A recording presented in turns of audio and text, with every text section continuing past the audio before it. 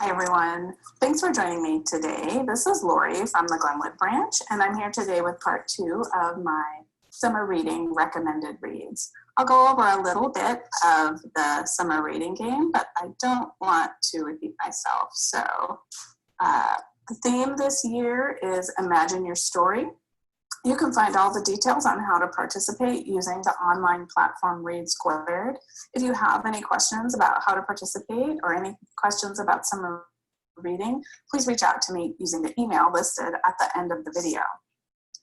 So let's jump right into some of the recommended reads from our summer reading list. Here are a few titles that I'd like to recommend today. Each of these books has an electronic version in addition to the print version. There's lots of books listed on our summer reading list, and there's sure to be one that you will like.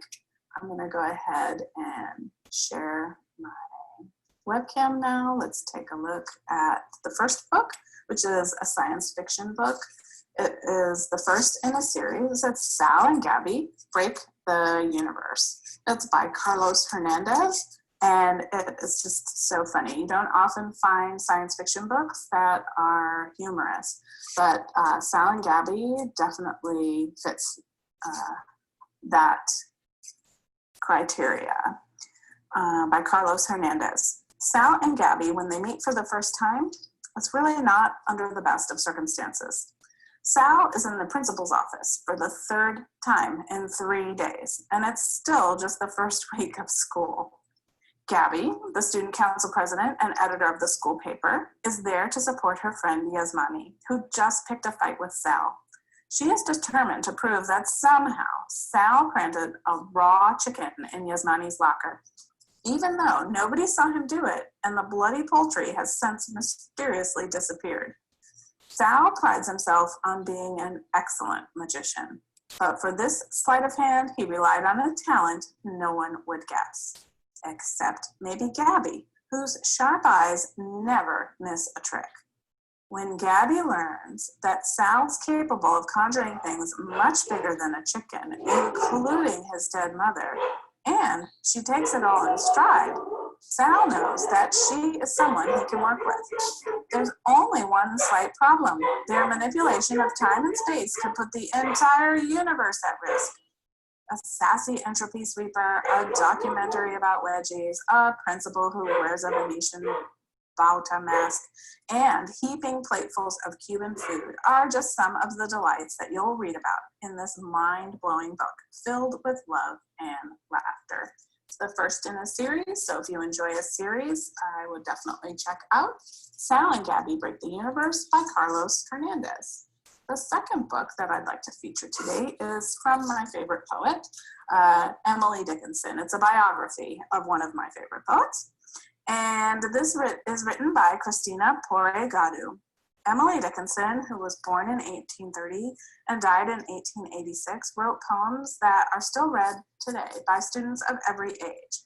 Yet, as widely known as her poetry is, Dickinson as a person is considered to have been an inscrutable recluse, a silent figure who wore only white, wrote in secret, never left her Amherst home, and had no interest in sharing her poetry with others. In Becoming Emily, you will learn how Emily, as a child, as an adolescent, and even well into adulthood, really did have a lively social and family life. This book includes plentiful photos, full-length poems, letter excerpts, a timeline, source notes, and a bibliography.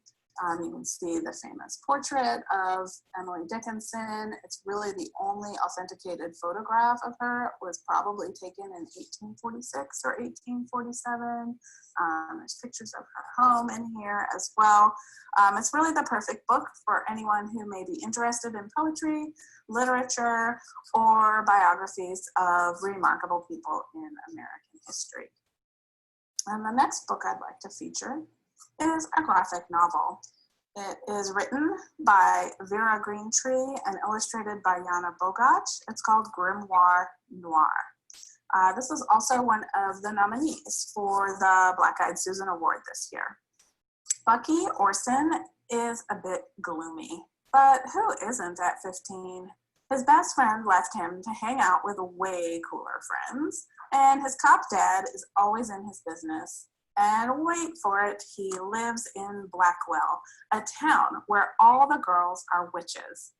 But when his little sister is kidnapped because of her extraordinary power, Bucky has to get out of his own head and go on a strange journey to investigate the small town that gives him so much grief.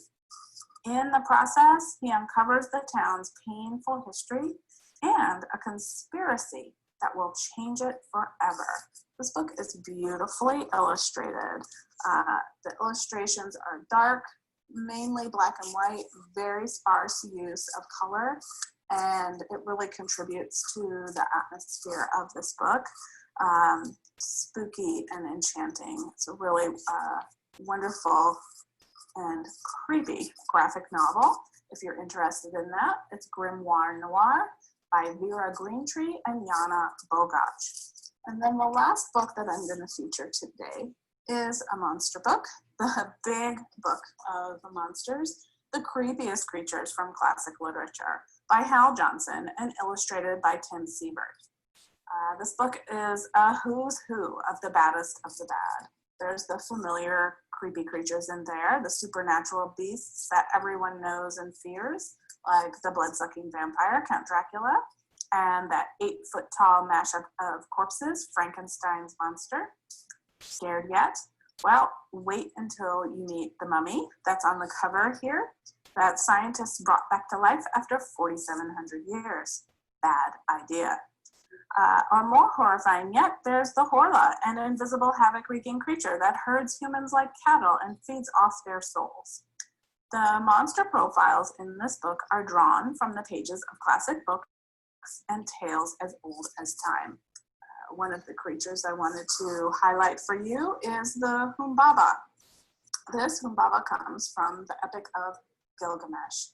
And if this doesn't creep you out, the Humbaba has a roar as a flood. His mouth is fire, whose breath is death. His face was like a lion's, but it was covered in blood, and his mouth had sharp teeth with tusks sticking straight out.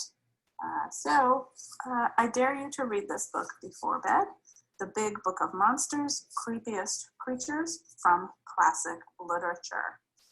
Let's stop sharing the webcam now. We'll go back to the slides.